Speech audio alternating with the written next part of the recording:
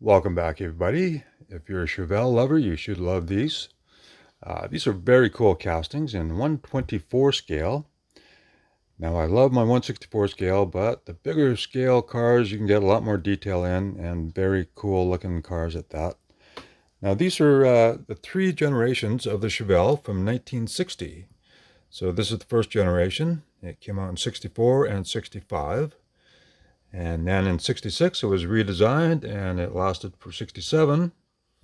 And then we have the 68 model, which was 68 and 69. Back in the 60s, GM was actually redesigning the cars every couple of years, and even their big models, and these ones as well. And very cool castings here. Now, these are three different manufacturers. This one is a brand that I'm not familiar with. This is a Maisto model right here, and this is Welly. And very cool. I don't have many Wellies. Probably got more than I realized, but Welly is a very nice manufacturer, do some very nice stuff. Well, I opened everything up because it's easier that way than fumbling trying to open the hoods and stuff. Then I can close them up after I take a look at the engine compartments. And this particular one is very cool. You can see right through it, so it's like an actual model. And very nice parts in it. So you could definitely do some detailing, add some spark plug wires if you want, radiator hoses, whatever. But very nicely done. And then the interior is nicely done as well. And I'll show you the brand on the chassis when we look at that, because I'm not familiar with it. But very cool casting. The roof is done very nice, and you see the A-pillars.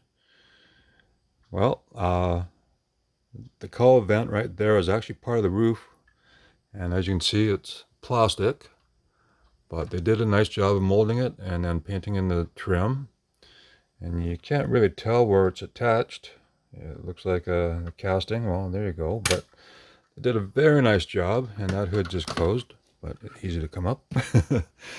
And just beautiful. So we'll close that, and then of course the interior is beautiful, and then it's got lots of nice parts. It's got separate chrome handles, and it has the chrome rocker panel molding, and the painted in silver trim and nice tappos.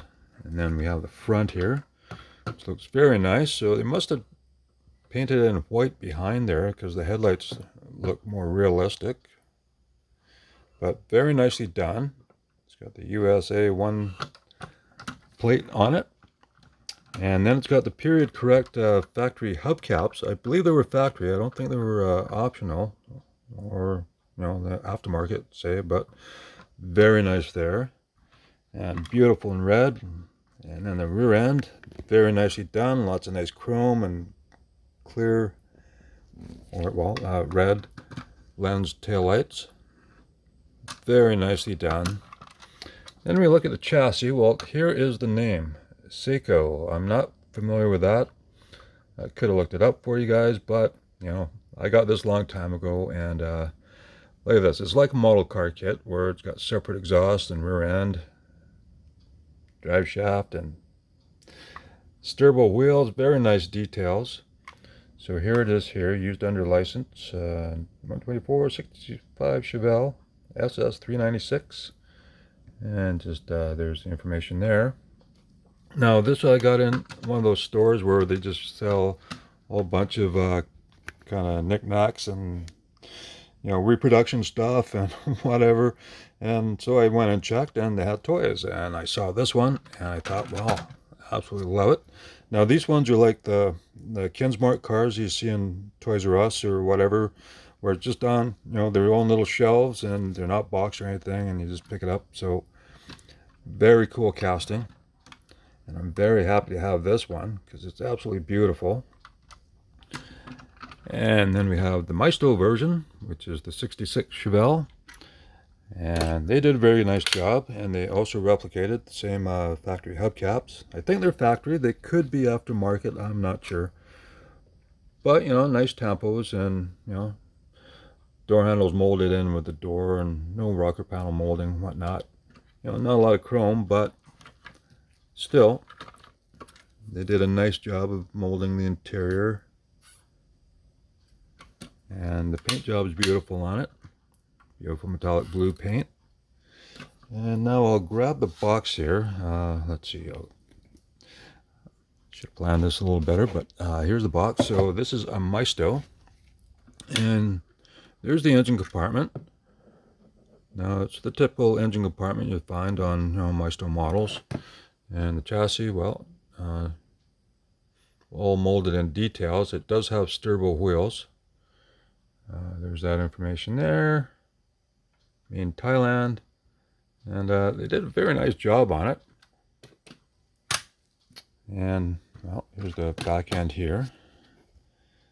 So could have added a little more details, but, I got a beautiful one here. And this is beautiful too, because it goes along with the 3 generations of the Chevelle. And I'll show you the box. This is what they were calling it, rough and tough. Now, there's no copyright on the bottom. Collect them all and display them. All right, I wish I could.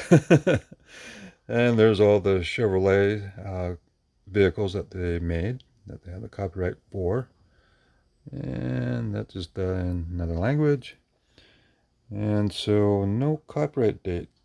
But I did get these probably 20 years ago at least. And so we put that aside.